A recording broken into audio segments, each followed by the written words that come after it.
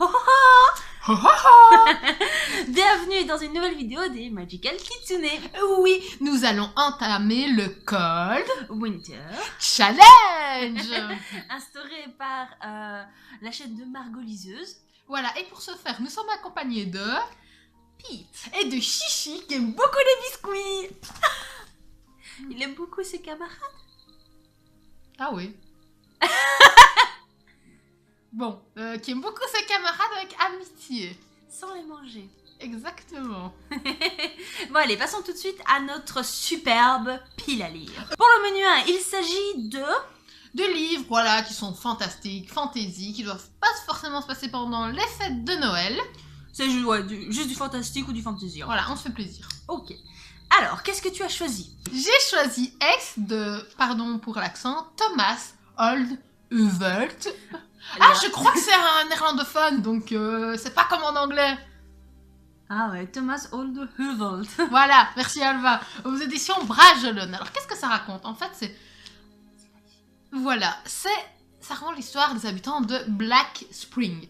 Donc, ceux qui sont nés ici, qui habitent là, ne peuvent pas en sortir. Sinon, ils risquent d'avoir des envies de suicide. Suicide. Voilà, donc si vous allez emménager là, c'est pour la vie. Alors, il y a une sorcière qui se balade avec les paupières cousues, la bouche cousue, qui peuvent apparaître un peu partout, même pendant la nuit, quand vous vous réveillez. Mais ça ne perturbe plus les habitants de Black Spring, parce qu'ils ont l'habitude, voilà, de voir cette sorcière se balader un peu partout. D'ailleurs, ils ont créé une application au niveau du téléphone pour dire où elle se trouve, parce qu'il faut la cacher si jamais il y a des touristes, parce qu'il ne faut pas non plus que ça se sache. Sinon, le malheur s'abattra sur Black Spring. Et elle se laisse se faire cacher? C'est marrant ça. Oui, mais enfin, genre on l'amène devant un buisson, enfin, on la brutalise pas, quoi. On l'amène devant un buisson. Tiens, tu te mets là, hein, bouge pas s'il te C'est plaît. plutôt le buisson qu'on l'amène à elle. Voilà. Sauf qu'une bande d'adolescents n'y croit pas trop à cette histoire-là et ont envie de tester un peu les limites de la sorcière. Donc ils l'embêtent un peu, ils lui font des farces et ils plongent Black Spring dans Le ténèbre. Exactement, là-bas. Dans les ténèbres. Donc voilà, j'ai vraiment très envie de savoir comment se passe ce livre fantastique. Et si c'est vraiment une sorcière? Je crois que c'est vraiment une sorcière. Ah, ça, tu nous le diras. Oui. Allez, donc moi j'ai choisi aussi un thème un peu... Enfin, non, j'ai choisi un thème dans l'hiver, restons un peu là-dedans. Et donc j'ai choisi le tome 2 de La Passe Miroir, donc Les Disparus du Clair de Lune. Encore une fois, la couverture est juste waouh. Donc vous savez probablement, si vous avez vu un de tout premier update de lecture, que j'avais pas trop aimé le tome 1 parce que j'ai eu une déception quant au... Je me sentais flouée par rapport au titre Les Fiancés de l'hiver et tout ça parce que je m'attendais à une grosse histoire d'amour, ce qui n'avait pas été le cas.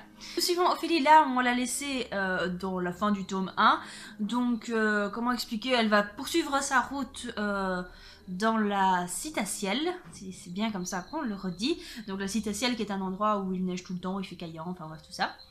Et voilà, donc à mon avis ça va être encore plein de complots, de politique, mais aussi pourquoi pas peut-être de poursuite de la connaissance de l'autre avec Thorn. Voilà. J'espère pour ma part que Ophélie va grandir un petit peu là-dedans parce que franchement je trouve que c'est un peu, elle est un peu ennuyante à force, donc voilà. Si Pas de ça... sympathie. Oui. Et j'espère qu'on va revoir l'écharpe. L'écharpe. L'écharpe. Et puis reste là. Voilà. Et donc, ça c'était notre menu 1. Voilà, nous allons passer au menu 2. Donc il faut prendre une histoire où Noël est représenté à un moment donné. Voilà. Donc j'ai choisi La véritable histoire de Noël de Marco Leino aux éditions Michel Lafon. Donc c'est au cœur de la Laponie que le jeune orphelin Nicolas est recueilli par les habitants de son village, mais ils sont trop pauvres pour pouvoir l'adopter. Donc l'un après l'autre, ils se partagent Nicolas. C'est bizarre. C'est gentil mais bizarre. Et donc ils font l'échange de Nicolas le jour de Noël.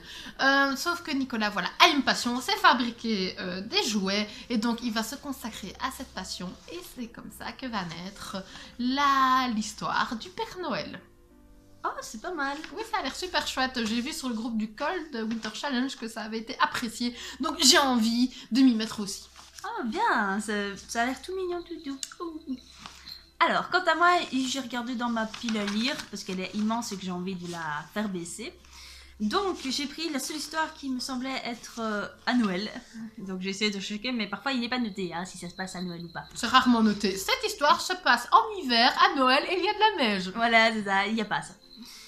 Donc voilà, j'ai pris l'histoire où je suis sûre que ça se passe à Noël. Donc c'est l'histoire d'un casse-noisette, donc d'Alexandre Dumas. Nous suivons l'histoire d'une petite fille qui va recevoir en cadeau un casse-noisette, donc un bonhomme soldat comme ça, qui ne va pas paraître ce qu'il paraît. Si vous me suivez. Je crois. Qu'il n'est pas ce qu'il paraît, voilà. Donc il n'est pas ce qu'il paraît et il va s'animer, parler, etc. Maintenant, je vous fais un résumé de ce que j'ai vu dans un film, mais si ça se trouve, ce sera pas du tout ça. Hein, donc, je pense que ça se rejoint plus ou moins. Moi, le seul film que j'ai vu sur Casse-Noisette, c'était le Barbie. Oui, bah moi aussi. Non, j'en ai vu un autre aussi après, mais voilà. J'en ai vu 2. Ah, la petite mix des deux, alors. Ouais, c'est ça. Barbie, elle est plus âgée, hein, donc... Donc, voilà. J'ai hâte de voir. En plus, c'est un grand classique, c'est Alexandre Dumas, enfin bref... Je pouvais pas difficilement passer à côté dans ma pile à lire. Donc voilà, on verra bien. Super chouette, Alva. Ouais. Donc nous allons passer au menu 3. Donc il faut prendre du nature writing. Voilà, une personne qui fait un voyage dans la neige et qui marche dans la neige. Voilà, qui marche dans la neige et qui se construit, évolue dans la neige. Ouais, et qui a un but. Voilà, c'est du nature writing. Ouais. Alors, je ne suis pas très fan du nature writing, donc j'ai pris quelque chose qui, j'espère, s'en rapproche, qui se passe dans la neige, où les personnages évoluent et se construisent durant leur voyage. Et apprennent leur identité véritable. Exactement, j'ai choisi Narnia, donc de C.S. Lewis, aux éditions La Belle Édition de Alva, Gallimard. Donc voilà, je vais me contenter, je crois, du lion, de la sorcière blanche. Et de l'armoire. Ah oui, et de l'armoire magique. Et donc voilà, j'ai vu le film et j'ai lu que le tout premier tome, donc j'ai hâte de découvrir le deuxième. Et voilà. C'est simple, c'est bref et c'est cool. Je crois que vous connaissez le résumé, non? Oui, hein. Bon, allez, vas-y, quand même. Donc c'est l'histoire de Peter, Suzanne, Lucy et Edmund qui sont envoyés chez leur oncle et qui découvrent une armoire magique qui leur fait passer dans un autre monde avec plein de créatures fantastiques, un monde tout à fait enneigé. Et voilà, ils vont vivre des palpitantes. Ouais. Ils vont vivre des palpitantes. Des palpitantes aventures dans ce monde. Et voilà, et découvrir que finalement... ce monde-là leur est un peu familier, si on peut dire ça comme ça. On peut dire ça comme ça. Voilà. Et donc, dans la neige, ils vont faire leur voyage pour se construire. Oui. Voilà. Bon, quant à moi, j'ai pris aussi une énorme briquette, mais je vais lire que le tome 1, donc c'est À la croisée des mondes, voilà, le petit marqué-page qui part, de Philippe Pullman, donc aux éditions Gallimard. Donc, moi, j'ai vu le premier film, qui apparemment n'avait pas fait l'unanimité, visiblement. Donc, je voudrais bien voir un peu ce que ça donne, les livres. Et de ce que je me souviens, donc le premier tome s'appelle littéralement Les Royaumes du Nord. Hein. Et je pense que, encore une fois, il y a de la neige. Donc, pour vous faire un petit résumé. Suivant l'histoire de Lyra, si je ne me trompe pas, qui vit dans un autre monde parallèle au nôtre, il me semble. Et dans ce monde, les enfants ont droit... Enfin, les enfants et les adultes ont un espèce d'animal de compagnie, mais permanent, j'ai envie de dire, qui est lié à eux. Et quand on atteint un certain âge, l'animal... En fait, avant cet âge-là, l'animal change de forme, en fait, et d'espèce, en fait. Et à partir d'un certain âge, il se stabilise pour devenir une espèce bien définie. Donc voilà. Mais le problème, c'est que je pense, si je ne me trompe pas, qu'il y a des enlèvements d'enfants, en fait. Et Lyra va se demander un peu ce qui se passe, surtout que son oncle va lui aussi disparaître. Et voilà. Elle va décider de faire le voyage jusqu'au nord, parce qu'apparemment c'est là que sont enfermés les enfants. Ah ouais. Oh, Pete. C'est pas bien. Pete qui se fait la malle. Ouais, je vais le laisser là. Donc voilà. J'ai hâte de voir un petit peu ce que ça va donner. Et ben... Donc le quatrième menu, où il faut lire un thriller, un polar, dans lequel il y a des cadavres dans la neige, voilà, un truc bien réjouissant. Donc moi j'ai choisi de comprendre la passion d'Alva. La passion d'Alva pour Nora Roberts. Donc oui, je m'y mets. C'est un grand pas, un petit pas pour les autres et un grand pas pour Hello. Exactement, de la compréhension de Alva. Alors, Tu dis ça comme si c'était méga difficile de me comprendre. bah pas du tout. Je veux que c'est difficile, si c'était difficile, je savais même pas. Grande courageuse. Ça s'intitule Un Noël dans les 4 skills. Dans les 4 skills, je sais pas si ça se dit comme ça, mais c'est un truc dans le genre. Donc, de Nora Roberts, des éditions Harlequin, qui est sorti il y a pas très longtemps, comme nous l'avons découvert avec Alva. Il y a pas si longtemps, justement. Donc, ça raconte l'histoire d'une jeune femme qui est très étonnée d'hériter d'un membre de sa famille. Mais pour hériter de cette somme, il y a une condition. Elle doit vivre pendant plusieurs mois avec un homme qu'elle déteste, qu'elle trouve arrogant, qui la répugne. Et donc, elle va devoir passer 6 mois dans ce chalet avec cet homme. Et il va vraiment se passer plein de petites choses. Un chalet, un homme, attraction-répulsion. Ouais, mais bon, c'est un thriller, j'espère qu'il y aura des morts quand même. Oui, normalement, oui. Oui, voilà. Et toi, Alva? Je vais relire, parce que ouais, ça fait longtemps, et donc voilà. Le secret des glaces de Philippe Carter aux éditions France Loisirs, voilà. Montre ce qu'il y a derrière, c'est Ah oui. joli. La clé. Secret des glaces, clé. Donc, je me souviens plus du nom des personnages, surtout d'autant plus qu'il n'y a pas vraiment de résumé.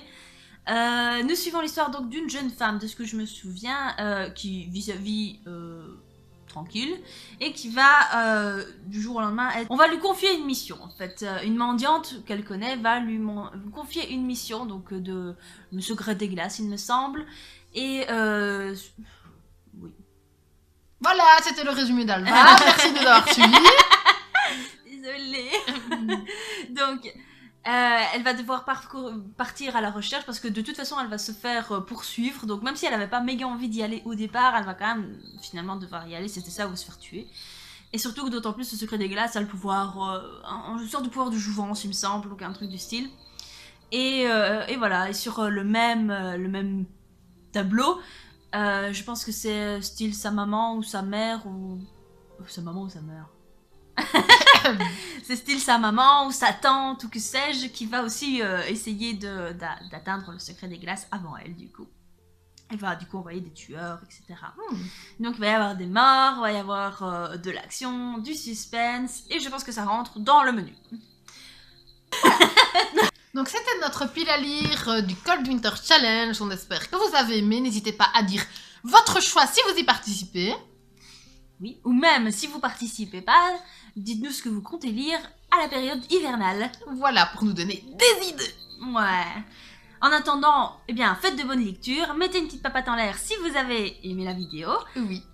Et en attendant, Abonnez-vous. et bisous!